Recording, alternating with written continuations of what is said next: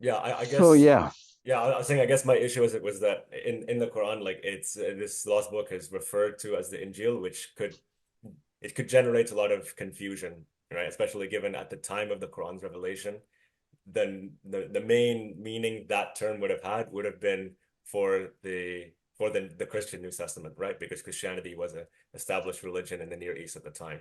So, and it doesn't really make a distinction between the gospels that the Christians at the time believed and the original true message, which was revealed to Isa alayhi salam, right? That's yes, sir. yes, I can see you now. Finally. Nice to finally see you. Yeah, Mhm. same here. So Indeed. first things first, the Injil coming from Greek. Greek Yeah. is a more of an influencer than anything else. Hmm. The semantics is not the central discussion.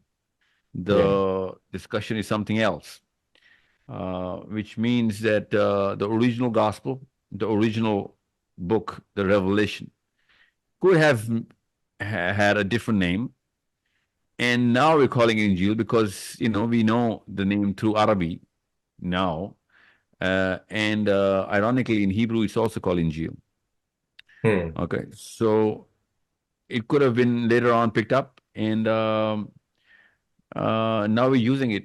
My real confusion is as to why does it matter whether the Greek had the original root word? Why does that matter? What does it change? For me, my issue with it was that I was associating the original Greek word with the Greek composed Gospels, which we have, right?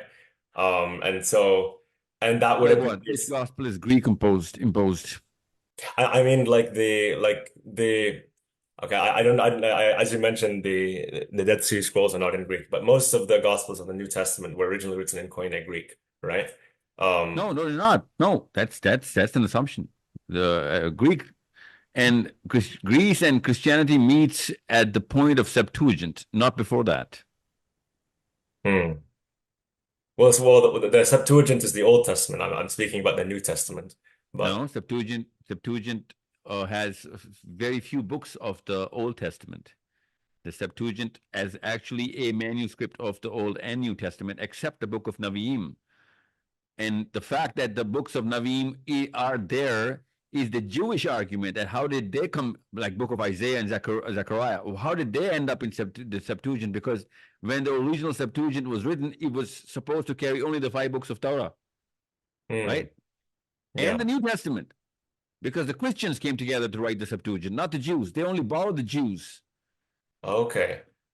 Yeah. Interesting. So So the fact that there are more than five books of the Old Testament in the Septuagint is actually a case by the Jews that the Septuagint is not as as authentic or credible as it has made out to be because it's historically contradicting because the original Septuagint by definition should not have any book of the Naviim.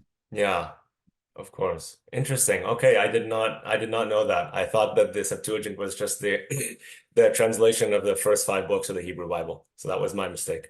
That's supposedly why they borrowed the Jews. But Yeah. who borrowed the Jews? The Christians. Yeah. Yeah. Okay, interesting. There were seven people who, or maybe 11, some say seven, they were expats, Hmm. in Greece because of this project. Okay, okay. Interesting. Okay, thank you for bringing that to my attention. Yeah, I guess so. Yeah, I guess my issue was about the um yeah, I was associating Greek with what could not have been the original message, and so that's why I Yeah, was but thinking. but but the but Yeah, but the revelation never came in Greece because Jesus never exactly, spoke Greece, nor did John. exactly, And exactly. and Yeah. Paul was a Roman citizen, not a Greek citizen. That was my issue. Like, why would the original message be referred to in the Quran, like the original message, as this Greek derived term? Yeah, That was my yeah. original So issue. So, yeah. yeah. But I guess you described it. You explained it that terms gain currency and they take on a lot of meanings to different people in And different traction. cultures, The as word is you know. traction. Greek, the language, had a lot of traction in Hebrew and Amharic, and Yeah. and hence a lot of words from Greece flew across the Mediterranean into many prose and and poetry. Yeah, exactly. Yeah. Okay, thank you. I'd like to move on to the next question now, Yes, please. which um, I guess it would be was Dhul-Qarnayn Alexander the Great, to put it simply. Oh, not at all. Not in my opinion, anyway. Yeah, I would also agree, given the fact that Alexander the Great was a polytheist for one, it doesn't make sense. But based on I guess rudimentary research that I've found, there are a lot of striking parallels between the the story of Dhul-Qarnayn in the Quran and several renditions of the romances of Alexander the Great over several centuries. Or Cyrus. Sorry? Cyrus. Osiris, Yeah, the Egyptian god, both. right? Or See, let's or just oh, Osiris. Okay, oh, Cyrus. Yeah, not the Egyptian The god. Persian That was Shahanshah. Yeah, that would be Cyrus the Great. Osiris. Yeah, Yeah, that's right. Okay, yeah, yeah, Cyrus the Great, the Persian Shahanshah, of course. Yeah. yeah. Let's just Um, take Alexander as a case study. Give me yeah. one. Uh, okay, let's start with the similarities. Hmm. Other than the fact that he had a lot of land under him in his empire, what is the other similarity that you see? By the way, when you say Zulkarnain, you're talking about the Zulkarnain of the Quran? Yes. Okay. So you know about the Zulkarnain of the Quran? Yes. Yeah, I've read like some of the I haven't read the full Quran, but I have read some some parts of it. So Okay. yeah, so I'm So, referring to that specifically, that specific version. So okay. there's a few similarities. I mean, for one, we can say the name itself, Dhul Qarnayn, based on the research I've done, my Arabic is very poor, but Dhul Qarnayn means he who has two horns. Or Um, two realms. Okay. okay. Yeah. Well, one interpretation Man would of be two two realms. horns, right? Um, Well, the horn itself is not a horn of an animal horn. The word horn actually is uh rooted in let's just say a reminiscence of a cloud which is shaped as a horn, hmm, okay, or okay. a pathway Yeah. which is climbing from up. It is an uphill pathway going up in the skies or the heavens. Yeah. Obviously, it's going to make a horn shape, okay, like a wormhole, okay. Okay. So it could mean anything, but Yeah. yeah, two horns, yeah. Okay.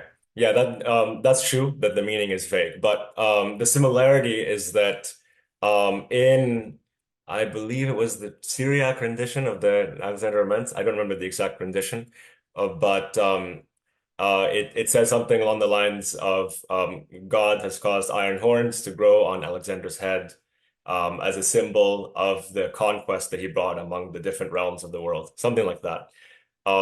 And indeed, the historical Alexander the Great, when he conquered Egypt, it is said that he received a crown of two horns because he claimed to be the son of the Egyptian god Amun. So this sort of motif of a conqueror of realms having a crown of horns, two horns, this sort of was passed down through history and eventually was adopted into the Alexander romances, which by this time the Alexander the Great was now being referred to as like a monotheist king, a believing king, because he was such a, I Which guess Alexander was not. he wasn't, but by the time of the Syriac romances, they had sort of co-opted this mythology and put a Christian twist to it, so to speak. I guess because Still, they, still, they'd had to put a lot more data, credible, credible um, looking data to put Alexander and monotheism in the same sentence. This oh, of this is course. Yeah, but Far, again, far-fetched. yeah, very far-fetched. I agree. But again, at that time, I guess the historical sources weren't that well known. And again, the stories that had most currency were stories that were well told. So it was less about how accurate it was and more about how interesting it was Okay, to listen to. let's So, assume that he was Alexander. Let's assume, for yeah. hypothetically, let's assume he was Alexander the Great. Hmm. First, let's establish your case. What are you trying to get at? What Okay. if he were? What if he were Zulkarnain? So So for me, that doesn't make sense because the historical Alexander the Great was not a believing king, right? He was one, pagan. that's one. We both Yeah. are in a total agreement with that. Okay, and there's so many other things that Alexander contradicts with the Zulkarnain of the Quran. Okay, Yeah, for one, now Alexander the Great, there's no reference of him ever building a wall to keep out Gog and Magog. or the first thing before wall is with the second people. The first people, he actually goes through a totally different event and scenario. Now one can argue that, you know what, we do not know everything that Alexander went through, and he could have built a wall. He could have had that interaction with the first people, which the Quran mentions, and then he could have done so many other things which now we know through history. No, well, so we cannot just disregard that argument or base our case on this argument that since these two things are not written about Alexander, so Zulkarnain is Alexander or can be. We're actually both dismissing Alexander as Zulkarnain because of other events and other data that we have. Yeah. Now, so if he's not Alexander, what's the confusion? Because you are asking about Zulkarnain and then you're talking about Alexander. Now we both agree that he's not Alexander, Yeah. but you're still interested in Zulkarnain. Why? Yeah. Okay. Yeah. I guess I didn't really phrase it properly, but my confusion is that the stories that you mentioned, which we have no historical record of Alexander doing, I agree with you. There isn't. But those stories that it says in the Quran that that Dhul went through, many of those motifs and events are mentioned as being done by Alexander in Syriac romances, which were written hundreds of years after Alexander. But the point is that they were stories, right? They were stories that had taken some historical inspiration and had twisted it and twisted it and twisted it over generations. And eventually it went through many different renditions. But by the time of the Syriac rendition, which was written maybe only a couple decades around that before the revelation of the Quran started, this rendition, at least some of the motifs and events sound very, very, very similar to the events that's told about the Qarnayn. And so that's why, like, if we look at this from a secular perspective, like removing religion or anything out of it, it seems like okay, the rendition of the Qarnayn from the Quran is just the latest in a long, well-established sort of literary tradition. We can definitely see, okay, first it was Alexander, some things that he actually did. Then they invented some things about what he did. Then they made him a believer. Then they merged the sort of apocalyptic stories about Gog and Magog into it. And then we arrive at the stage of Dhul-Qarnayn, like really simplified. But that's what it looks like to me. Um, And there are a lot of people who believe in that. Even Muslims. I'm talking about the Muslims. I don't. hmm, It's not part of our basic tenets of belief anyway. Whether Zulkarnain was Alexander or not doesn't really matter. Does not change anything. But I hmm, particularly hmm. uh, do not believe in the fact that Zulkarnain was Alexander or Cyrus the Yeah, Great. I don't either. I don't either. But so my confusion is not that. Like I think that's settled. Like he was not Alexander. But my Yeah, my confusion is that why is this story of Dhul-Qarnayn, which is so similar to renditions which are very very much stories, like not rooted in fact at all, which were current in the Near East at the time. Why is this included in the Quran, which is a book of divine revelation, right? Unless it were there for some allegorical purpose, but it doesn't seem to say that. It seems to imply that Dhul-Qarnayn was a real believing king, right? So not just a believer, but also a very important figure in the Quran exactly. for Yeah, let's look at the chapter in which Zulkarnain is mentioned. Zulkarnain is mentioned uh, between, uh, well, it's a set of five stories. Yeah. One of them is of Zulkarnain in the same chapter. Okay, Yeah. the chapter is starts with the people of the cave. There, we do not know how many are those people. Still, the verdict, the jury is still out as to how many were there. Even the Quran says, nobody actually knows except God of how many were there, except a few of these people. Most of these people are just shooting in the air. So it doesn't matter how many, but that's the story. They went into a cave. Now, the most interesting thing about that story is that they go into a cave and they go through 300 years of sleep within one or part of a night. Hmm. Okay. And they're trying to escape a tyrant king who's trying to force his, belief on them. Yeah. So they're monotheistic, that guy's polytheistic, uh, and these people are trying to save their faith. Hmm. And this 300-year is described, this whole event of them hiding in a cave is described so literally, bit by bit. Even the dialogue between these two people, when these people woke up, one group is talking to the other group, and the dialogue is written. Okay, Hmm. and nowhere in the Quran this kind of detail between with a group within a group of people is written. So this is very, very important that you should know. This is how the chapter starts. Yeah. Okay. And then the fact that we have that kind of detail of how these people were put to sleep, what was going on during their sleep, and what happened around them, that the whole 300-year period passing, and the whole thing. And then it starts with the story of Moses. Hmm. All of a sudden, we transit into Moses going and meeting somebody across a realm. And that is another very, very peculiar story because a dead fish who Moses is carrying comes to life, makes its way into a hole in a water, a lake or a sea or a river. Hmm. Okay, actually, it's the middle of two rivers. Actually, it's the place where the two rivers meet. That's the verse of the Quran.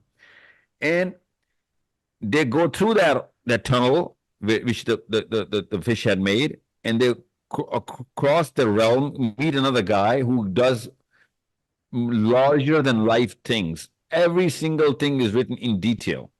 Yeah. Now that's story number two. Okay.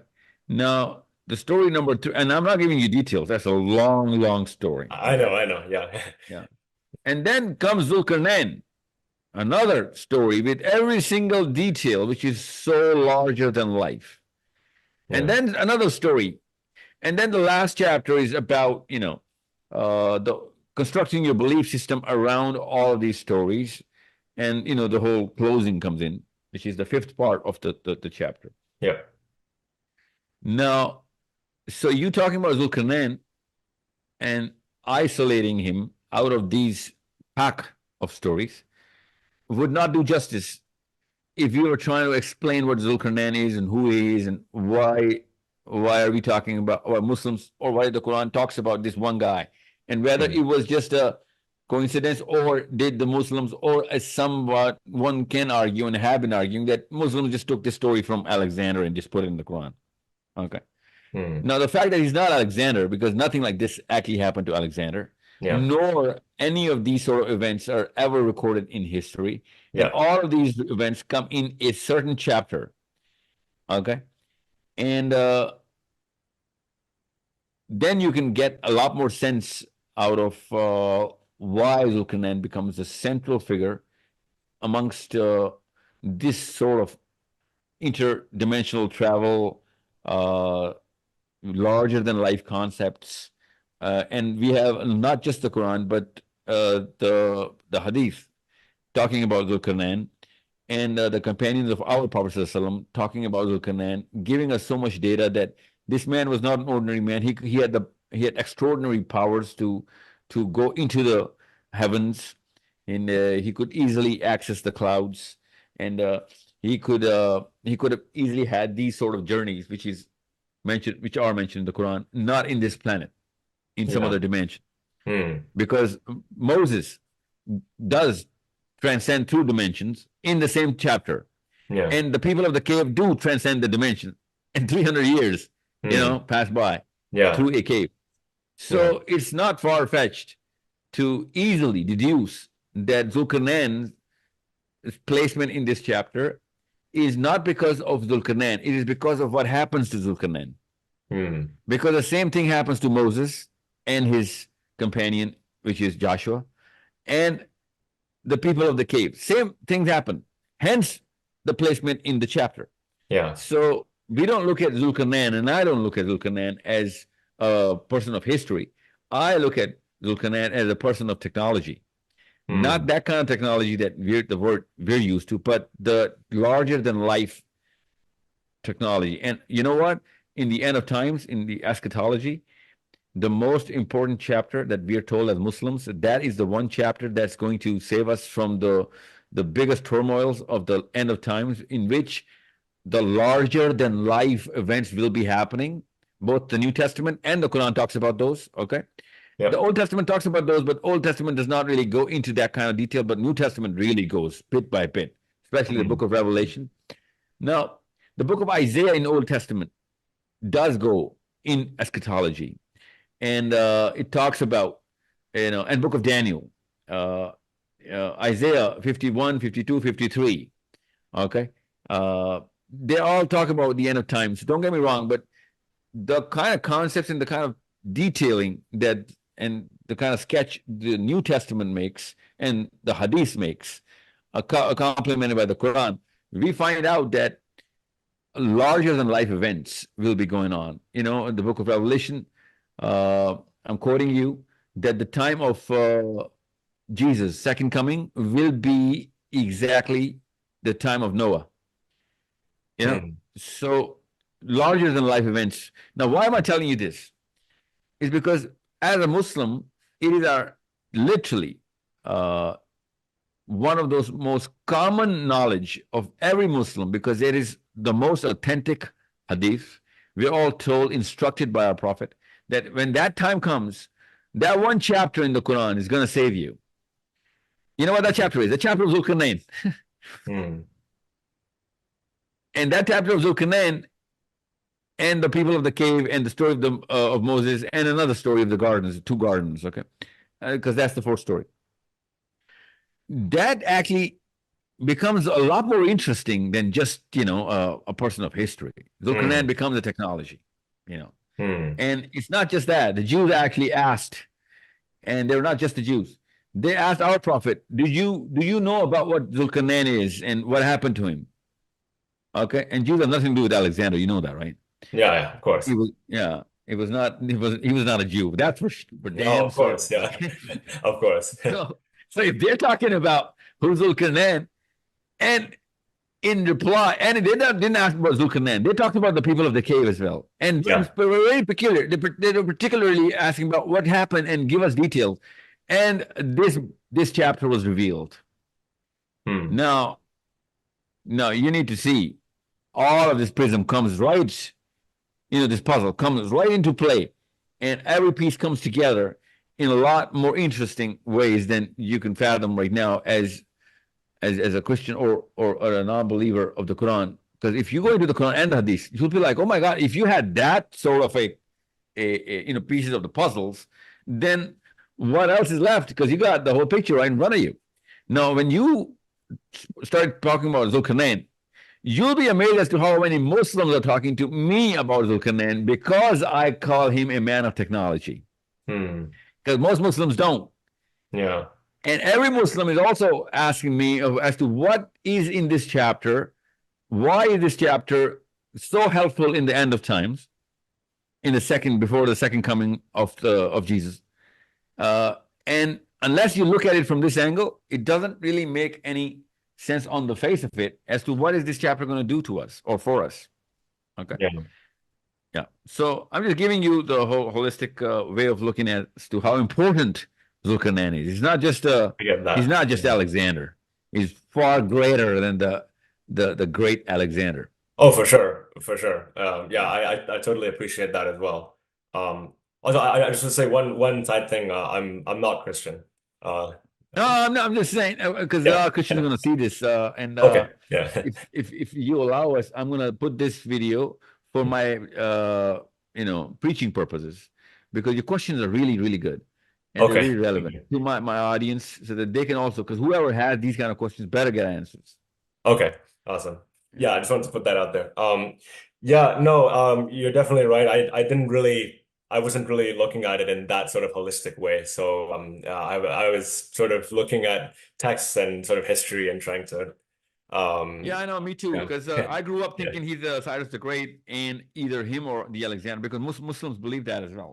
Okay. Not Hmm. It's not a tenet of Islam, just general Muslims, because Hmm. a lot of people talk and a lot of people write a lot of stuff. Yeah, But once you exactly. look at, yeah, you have to put a lot more lens on your, a lens of eschatology, uh, and science and common sense. Then you can get to put these kind of pieces together. Yeah, makes sense. Makes sense. Okay, thank you very much. I have one more question, although it's not even really a question. It's just the way I prepared my note, it's like I put a whole bunch of research I have. And I guess if I read it and then at the end you'll sort of figure out where I'm coming from, but I can't really ask you a direct question about it. But basically, I'll just say I have an issue um accepting the um well, the fact that Jesus was born of Mary, who was a virgin, like the virgin birth, the virgin conception. Like I have an issue with this concept. Um, and the fact that it's included in the Quran is sort of something that troubles me. I guess that's the best way to initiate it.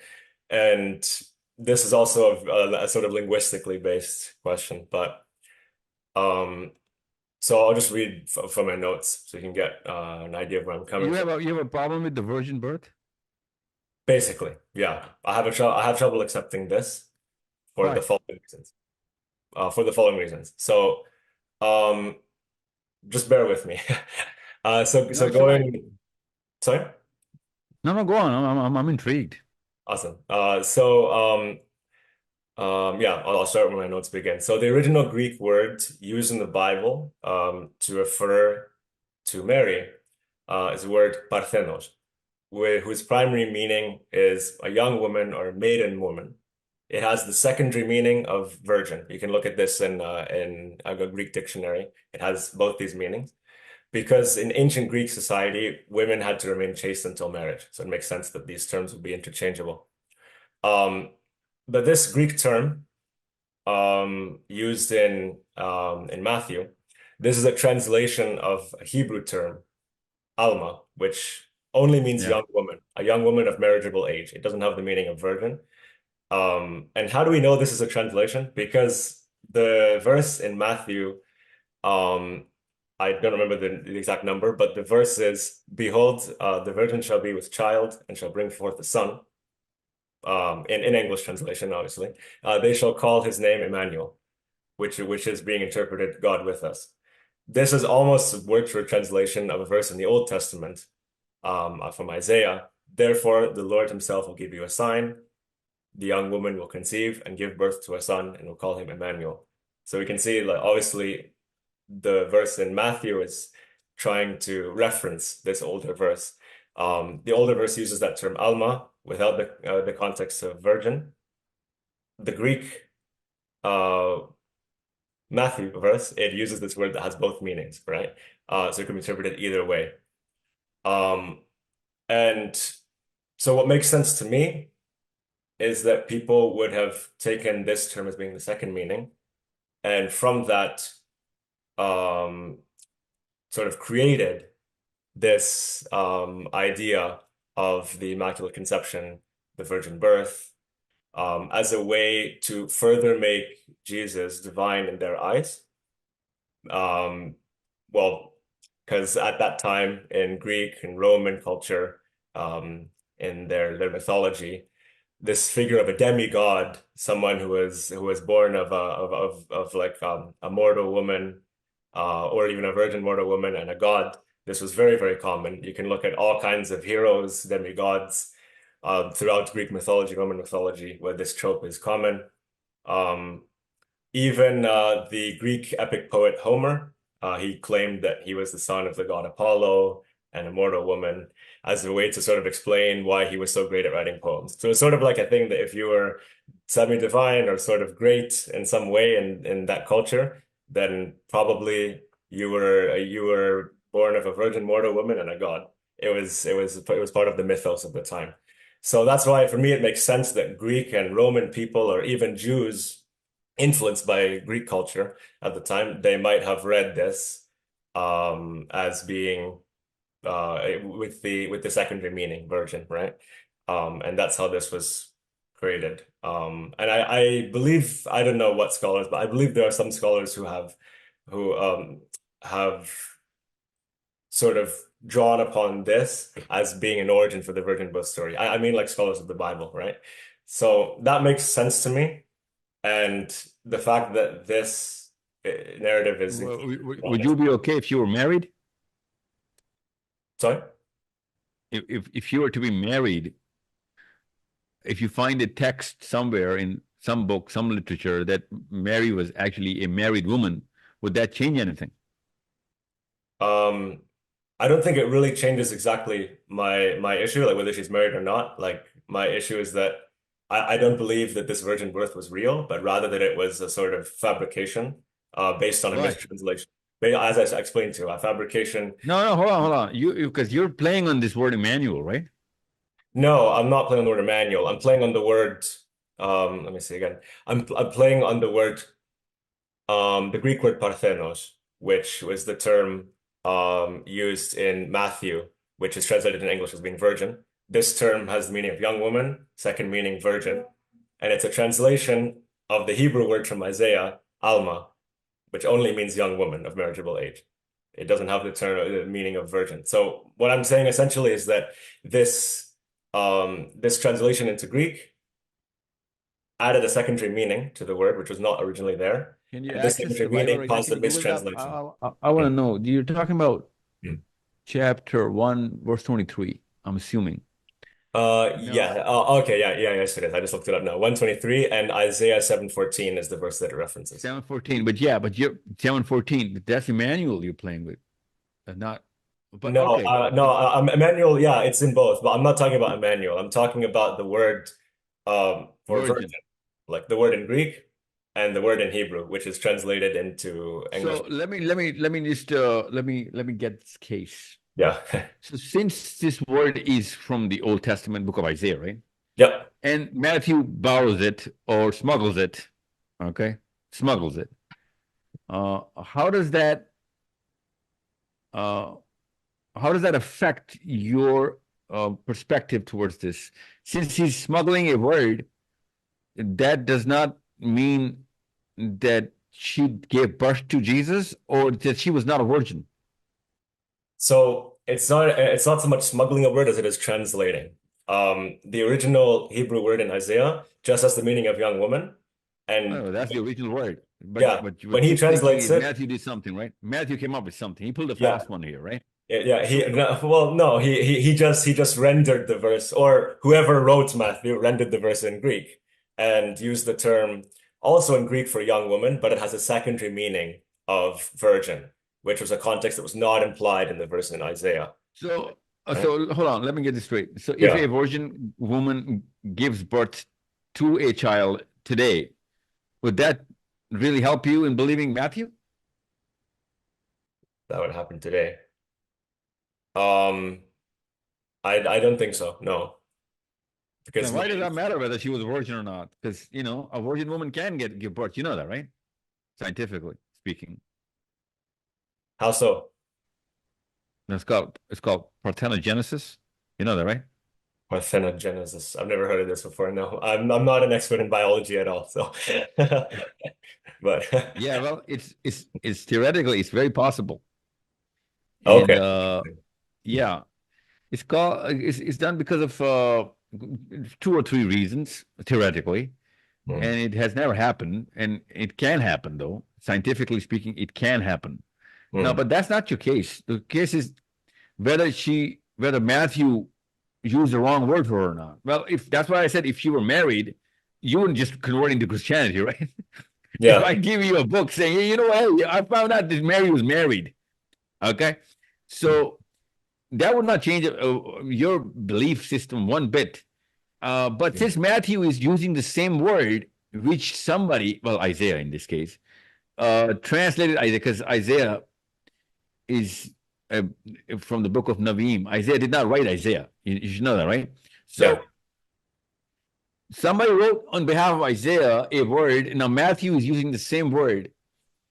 Uh, With another meaning which wasn't in the original context. yeah, And okay. so So yeah. assuming that, even assuming for the sake of discussion that she's not a virgin, but she is a young woman, so Matthew has the liberty to use Yeah, a yeah. No, word yeah, which yeah. I'm means. not saying that Matthew made the wrong word. I'm not saying that. Like that's not my case. What I'm saying is that the Greek word has another meaning, which like I mean I don't know if it was even Matthew who wrote it, but I'm not saying that he was trying to mislead people. Like what I'm saying is that Hold people on, hold read on, hold it. on. Let's just get Oh, one thing straight. yeah, Greek, yeah. Matthew, not Greek. Isaiah, absolutely not Greek. Absolutely not Okay. Greek. Yeah. Yeah. Okay. Septuagint, Greek. Greek. Okay. Okay. Yeah. Now, since Matthew did not write in Greek, but somebody who translated that in Greeks, Mm. inside Greece, in Greek, on behalf of Matthew, is confusing you. Not Matthew. Okay. Yeah. Yeah, that makes sense. Okay. So the person who wrote on behalf of Matthew is what I mean. And even Yeah. then, we didn't even know what that person's intention was. Like he might have Well, because the I'm literal assuming meaning he's is the the same same. guy who translated Isaiah as well, because that's the guy who's writing the Septuagint. Okay, the same guy. Okay. Which, by the way, yeah, same guy. And by the way, Isaiah is not supposed to be in the original Septuagint. So this dude is somebody else who's claiming that he wrote the original Septuagint. Yeah. Okay, Okay. and Okay, because that this makes this sense. version came way later, because the Yeah. original Septuagint was way earlier, because of the fact that we know the number of books and the name of the books in the Septuagint. Yeah. But this Septuagint, which is now available anywhere in the world, you can literally buy it online now, the original Mm. Septuagint. It has Yeah. literally all the books of the Old Testament, which Okay. means that this is not the original Septuagint, which means that somebody later on in Greece was trying to confuse everybody, including you and me, particularly you, because this Yeah. guy is using the same word for everybody, everything. In this Yeah. case, Emmanuel and virgin. Okay. Yeah. Well, yeah. As I said, like this guy who we don't know, I don't know if he was trying to deceive or not. Like, I don't No, think no, it's no, even no. deception. I don't think so. Yeah, yeah. Because It's not again, even deception. It's not deception. But that's not the no. issue. Like, because the word it does have the same primary meaning. What I'm saying is that a Greek and Roman audience who had this sort of mythos and mythology about demigods and gods impregnating mortal women. This is very common in their mythology. They would have read this word young woman with the secondary meaning of virgin and probably associated it, oh, virgin. They would have had that association, right? Because coming from their cultural Hence background. parthenogenesis. I didn't hear. Sorry. Hmm. That's why I want you to read up parthenogenesis, and it Hmm. can literally it can happen in human beings, But you only said that it humans. hasn't happened though. It hasn't happened though, right? Well, we do not know whether it has happened. Nobody's going to report it. Obvious reasons. No one's going to report it for obvious reasons. Yeah. Okay. You Yeah. know, it became a very big problem for the one reason that we know of the same woman that we're talking about. It became the Yeah. biggest problem. We're still discussing it right now. Eh? Okay. So Yeah. yeah. So That's I'm valid. just saying, it's that where the egg can develop into an embryo without being fertilized by a sperm. Okay. Hmm. Uh, by the way, parthenogenesis is a Greek word. You should know that. Yeah. Yeah. Yeah. It sounds very Greek for sure. And in Yeah. fact, it's using the By the same way, word I was just mentioning. it Yeah. means virgin birth in Greek. In fact, yeah, I was going to say it's using the same word that I'm referring to. Yeah. But means young woman, Yeah, no, there you go. Yeah. virgin. Yeah, Yeah. but no, it's biology. It's not just Greek. Yeah. So yeah. Okay. By the way, a Okay. lot of animals go through that. You know what? That's pretty common in animals. It's just not that common in human beings. In mammals or in other types of animals? Sperm and egg, hence, Hmm. yeah, Okay. Oh, yeah. wow. As you can see, biology is not my strong suit, but that's really interesting. I'll Yeah, definitely not, read more yeah, about it. but what I'm saying is, Yeah. it's humanly possible. Yeah, it is. Well, it's possible for humans, not humanly possible. Hmm. It is theoretically possible. And Okay. I want you to look up, calcium phosphate, Okay. and then look up the kind of probability these kind of ions can actually. But I'm not going to go in that kind of detail because I've read so much about this. But technically speaking, it is possible. Okay. Okay.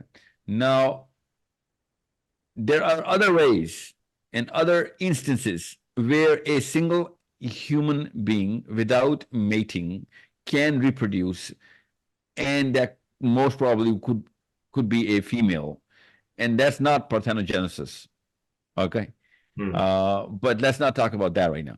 But what I'm saying is, people would call it a virgin birth because that would look like a woman.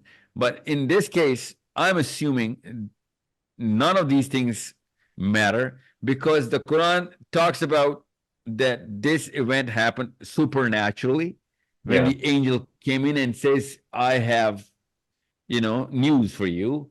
And, Mary literally says in the Quran of what kind of a trauma she goes through when she hears this news. Hmm. Okay.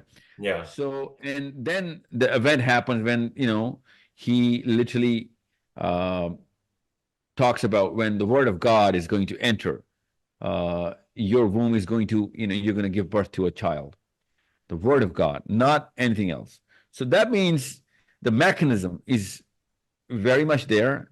All it needs is an agent, and the agent could be God. Yes, if you believe in God, then yeah, God is an agent of any and every process. And I am just telling you that the process itself, in theory, does exist in females.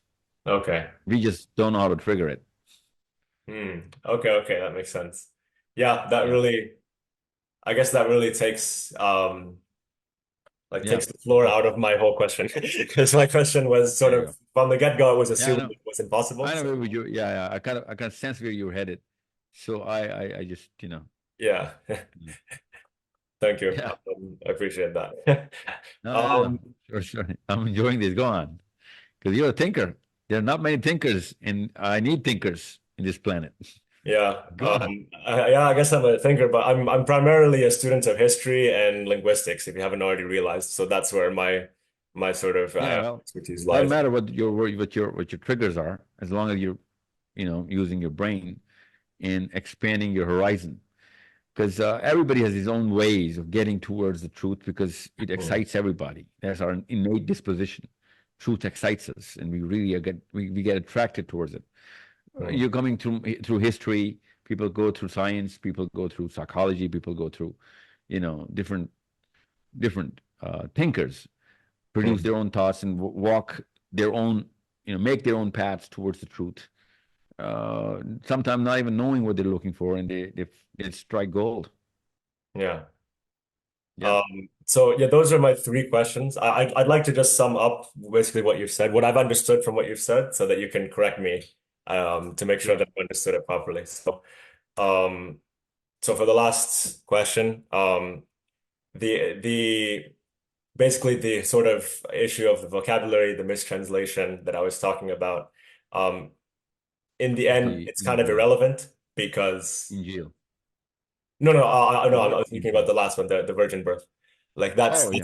it's kind of irrelevant in the end because one, it's theoretically possible that a virgin birth can occur anyway, and so yeah, it does. Yeah, and even so, like what the Quran's talking about is a supernatural event, and yeah, it doesn't Yep. really have any bearing on the case I was making. So yeah, okay, I understand that. Yeah, about the Injil, um, the answer was that it was that words can come from any derivation from any language, and they can take on a whole plethora of different um, connotations over time. And it doesn't really matter what their origin was, but it matters more what they mean what they mean to a certain people at a certain time. And yeah, and the Yeah. original meaning has no bearing on it. Yeah, that makes sense. Yeah. Well, original. Yeah, you're right. So yeah, Yeah. that's pretty much the conclusion. Yeah. Awesome. And then the last one, Alexander the Great. I'm not sure if I worded that question well, though, Alexander the Great, but because my issue was never that he was Alexander. I didn't believe that anyway. My issue was that the stories which are told, which you really um what's the word, eloquently mentioned about how it's sort of like a larger than life technology in the context of a surah, which is largely about that, about larger than life figures and events. Um, Events. Yeah.